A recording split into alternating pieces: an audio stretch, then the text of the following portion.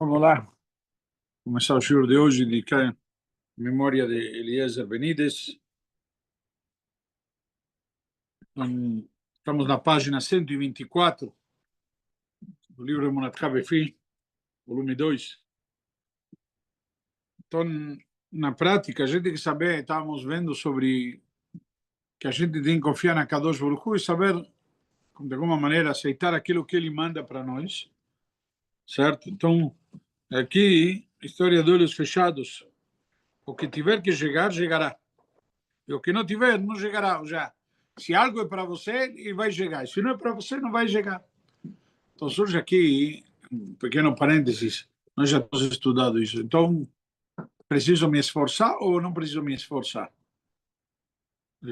Preciso trabalhar na minha vida? Preciso fazer alguma coisa ou não preciso fazer? Então, na prática, nós vemos, inclusive, já nos sábios do Talmud, que era Rabi Yohanan Sandlar, que era o sapateiro, outro era de Rabuna, que tinha, como chama, cultivo de uva para fazer vinho. Então, vemos vários sábios que eles trabalhavam.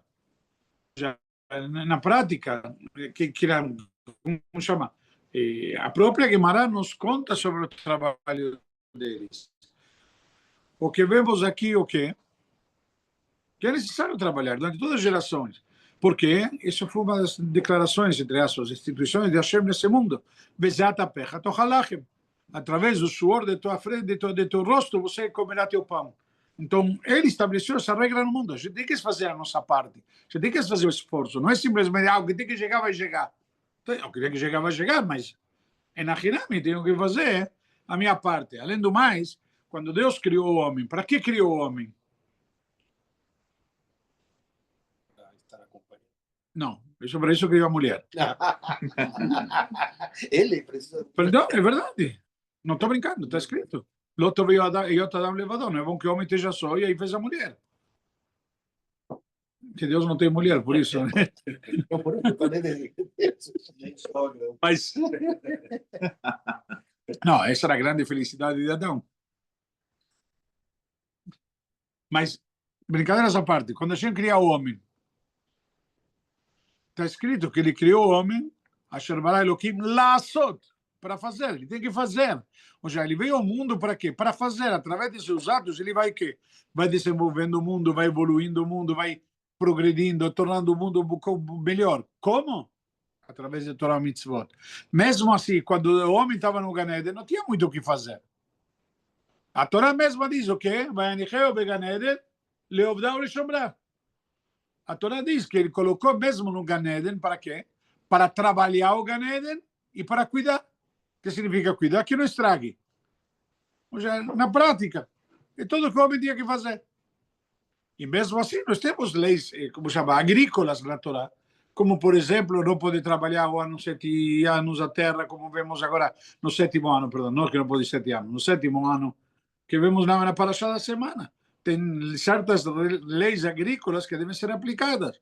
Então, isso para quê? Porque desta maneira nós preservamos o mundo de uma forma especial, de uma forma que Hashem quer. Ou seja, se vamos deixar, como dizer, o mundo por si só, talvez ele vai evoluir. Mas Deus quer que a gente faça o mundo evoluir e para isso precisamos trabalhar. Agora, não é que estou delirando, não é que estou me perdendo. Isso porque o ponto começa justamente nos explicando que aquilo que tiver que chegar, vai chegar. Aquilo que a gente estabeleceu vai acontecer. Mas você tem o mérito de ser parte. Você tem a possibilidade de ajudar. E ter parte, dessa maneira, se tornar, como a própria Torá diz, ser sócio de Hashem na criação. É simples. Não é uma obrigação.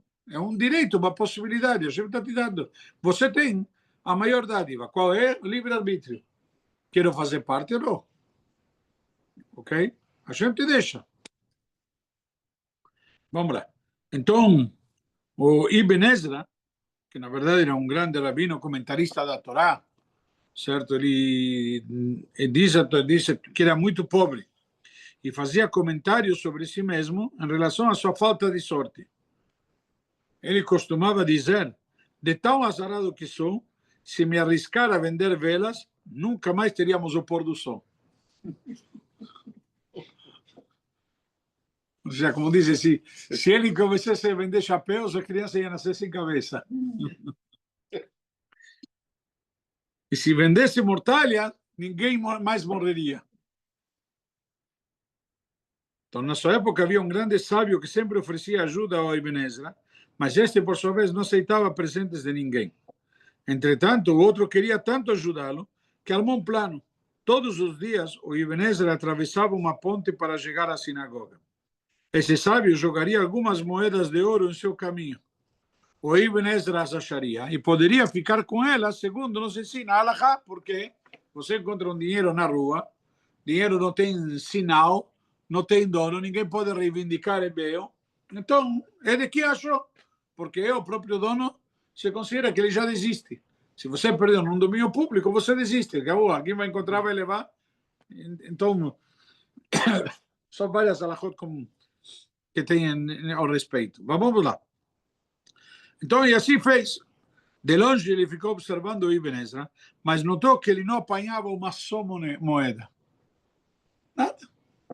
Ou seja, ele deixou moedas de ouro para que o outro achasse e, entre aspas, se sustentasse dignamente, não tivesse que pedir tzedakah, etc. Mas mesmo assim, o Ibn Ezra não pegou nenhuma moeda. Então, o Rabo chamou e disse, eu coloquei moedas na ponte, mas o rabino não as pegou. Não tinha como não as ter visto. Então, por que não as apanhou? É óbvio que o senhor viu. Não são presentes? Perguntou-lhe.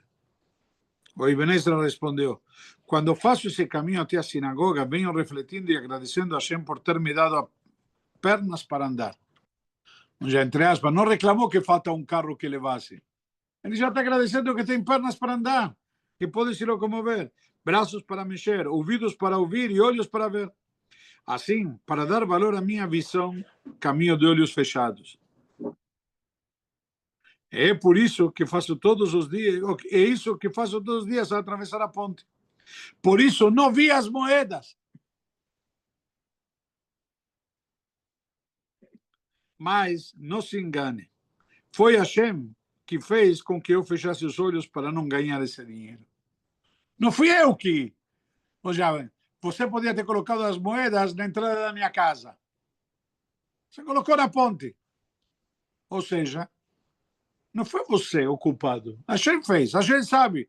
Te deu a ideia de colocar as moedas. Você se sentiu bem com tua, como chama, com tua consciência. E eu vou de olhos fechados. Eu também não vi.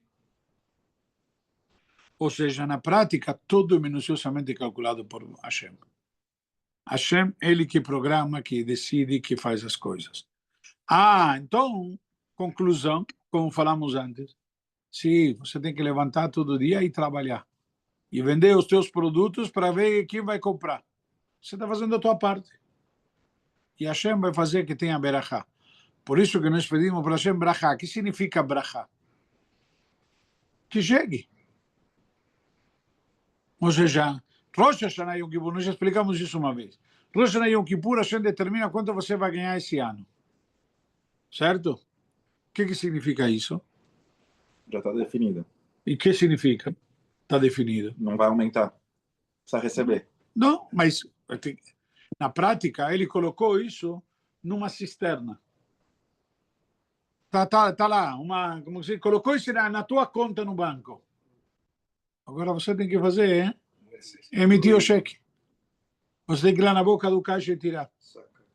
Quando você vai na boca do caixa para sacar, quem está te dando? O caixa? Não é Hashem. Ele está te dando o que é teu. Certo? Você vai no caixa eletrônico, não fala para o caixa eletrônico, muito obrigado por me dar. Ele te deu o que é teu. E se você não tinha saldo, ainda vai pagar juros. Na realidade, ele está te dando o que é teu. Mas quem te deu? Hashem em Rosh Hashanah. E vai chegar através de fulano, ciclano, beltrano. Então, se Hashem determinou para mim que eu vou receber esse ano XYZ, você pode ser entre aspas, um intermediário, e através de você, que você vai comprar de mim os produtos, ou vai me dar de presente, seja como for, que vai chegar a mim, e acabou, mas vai chegar. A quem a gente tem que agradar é Hashem. E quando não, justamente vão te colocar moedas num lugar que você anda de olhos fechados. Você também não vai enxergar. Por quê? Porque não é para você. Tá claro? Um homem disse chorando ao Rav Moshe Yoshua Hager, que era da dinastia de Vishnitz, um Admur, falou para ele: me demitiram do trabalho. Demitiram do trabalho, coitado. O que será do meu sustento e o de minha família? Então respondeu-lhe o Admur: talvez você tenha sido dispensado do seu trabalho, mas Hashem não foi do dele. Já na prática, isso é uma questão interessante. Muitas pessoas se confundem aí porque não têm consciência do que Hashem, entre aspas, está te pedindo. Quem está te mandando, acabamos de falar, foi Hashem. Ah, me demitiram do trabalho, como vou ganhar? Mas Hashem ainda está no trabalho dele. E é ele que te manda. Então ele vai fazer chegar a você o que tiver que chegar. Ele garantiu que sustentaria todas as suas criaturas e você faz parte delas. Como nós falamos no Birkat Amazon, Azan umefarnes lakol. Hashem alimenta e sustenta a todos. Você está incluído no pacote. Não tenha medo, nem se desespere. Se você acreditar com fé plena que Boreolam prepara o sustento de todas as suas criaturas, então ele também entrará a sua parnassá. Ah, mas como? O que acontece? Você não está vendo qual é? O que você não está vendo? Qual é o canal? Mas a gente pode criar um canal fora da caixa. Certo? Onde nós vimos isso? Famoso, que já falamos várias vezes.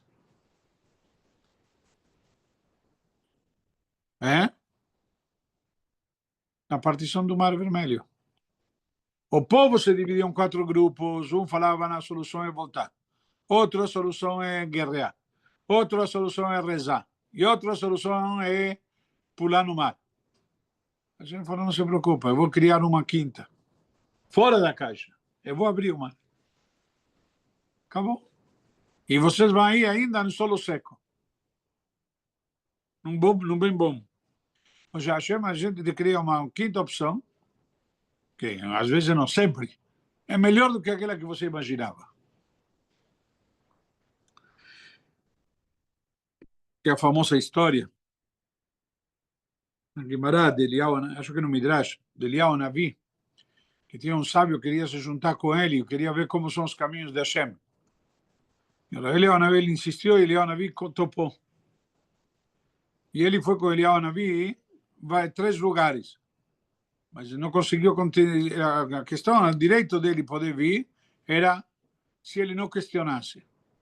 Aí ele foi lá, e um dos episódios, ele foi com Eliyahu Navi, e justamente quando chegaram lá, numa casa, uma família, um camponês, que se sustentava de quê?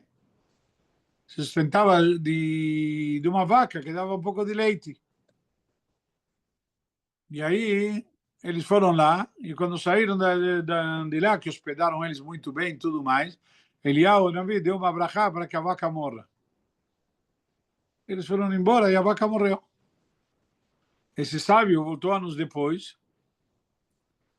e encontrou o homem, a família, que estava em outro lugar, e já estava bem próspera, rica, etc.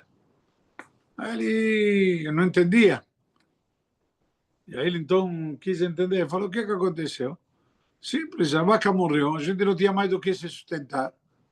Então a gente optou sair do casebre onde a gente tinha, que não tinha mais nada, e fomos por outro lugar, começamos a trabalhar, prosperamos e ganhamos dinheiro. Então, na prática, o que o Navi fez? Essa vaca, na verdade, era o sustento deles, mas era um sustento muito limitado. Eles tinham direito a muito mais. Então, na hora que a vaca morreu, eles foram para outro lugar e aí começaram de novo. Mas começaram e aí ganharam dinheiro de verdade. De uma vaca não dava para ganhar dinheiro grande. Então, a morte da vaca não foi uma maldição, foi uma bênção. Porque através disso eles tiveram que procurar uma outra alternativa. E nessa outra alternativa que a brachá veio na abundância. Ok? Famosa história. Então, Hashem se encontra em todos os lugares e supervisiona tudo. Não podemos nos esquecer disso. Então, Hashem, onde você está, Hashem está com você. Muitas vezes o que você pensa que é uma maldição é uma oportunidade. Ao contrário. Onde você surge essa oportunidade? Na adversidade. Quando o rio está mexido, aí que você pode pescar mais.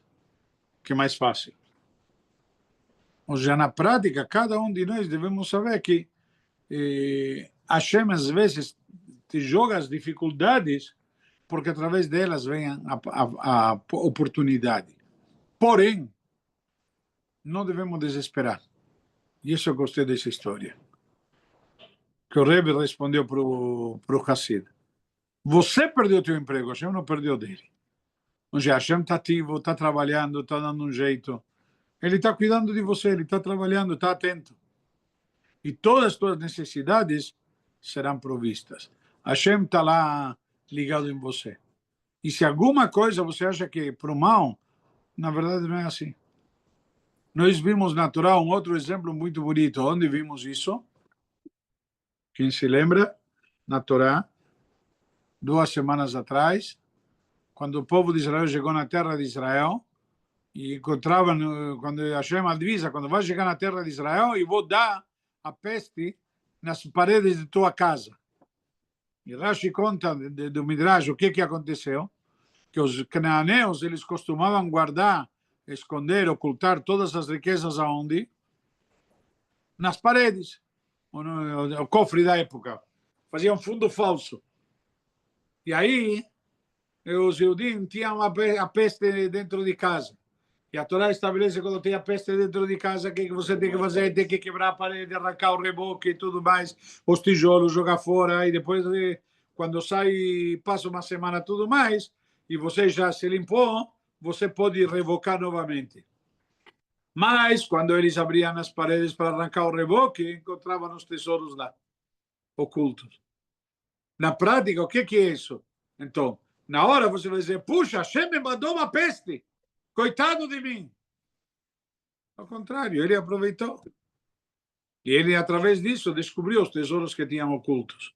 Quantas empresas, na prática, não descobriram? Quantas pessoas, na pandemia, e se desenvolveu e evoluiu toda a parte de comércio online, etc. A distância, Zoom.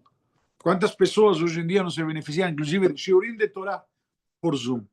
O mundo precisava passar por uma transformação para chegar a uma nova época, onde as pessoas têm acesso a informações, etc. Tudo isso evoluiu muito. Por quê? É o que justamente estamos vendo aqui. O que nós estamos vendo aqui é justamente isso. Ok? Na prática, também era uma adversidade. Lamentavelmente, muita gente faleceu, a gente não pode menosprezar, mas trouxe uma transformação no mundo de uma determinada maneira. É simples. Então, muitos conceitos, inclusive, mudaram na sociedade. E muitos voltaram e pioraram até. Eu estava em casa hoje, né? Home office. Mas o home office mudou, por exemplo, que muita gente fazia questão de morar na metrópole. Hoje em dia não. Hoje em dia mora mais distante, porque não tem obrigação de estar todo dia no escritório. Então ele não se incomoda de eventualmente uma vez ou 2 vezes por semana, ele pega o carro, mas ele mora numa casa com piscina, sei lá o quê, em vez de morar num apartamento. Minha filha foi morar em Vinhedo. Não sabia. Fazendo do home office. Os dois trabalham em home office. É uma realidade, muita gente. Como? Ele mora em Atibaia, meu Martenster. Do Mechid. Martenster é a esposa dele. Agora, ter o Martenster é um complicado. Mas hoje em dia tudo é possível. Não? Com certeza. Já teve muito Mechid que virou Martenster e o contrário. Tá bom? Vamos parar por aqui que terminamos o 8º capítulo. No próximo shiur começamos o 9º, se Deus quiser, mas saber que a gente tem que confiar em Hashem. Eu gostei muito dessa passagem. Hashem não está de férias. Hashem não perdeu emprego. Ele está atento, está ligado e devemos fortalecer nossa emuná e bitachon nele que Bezerrat Hashem, ele vai providenciar e providencia o que é necessário. Ok? Escolha. Escolha.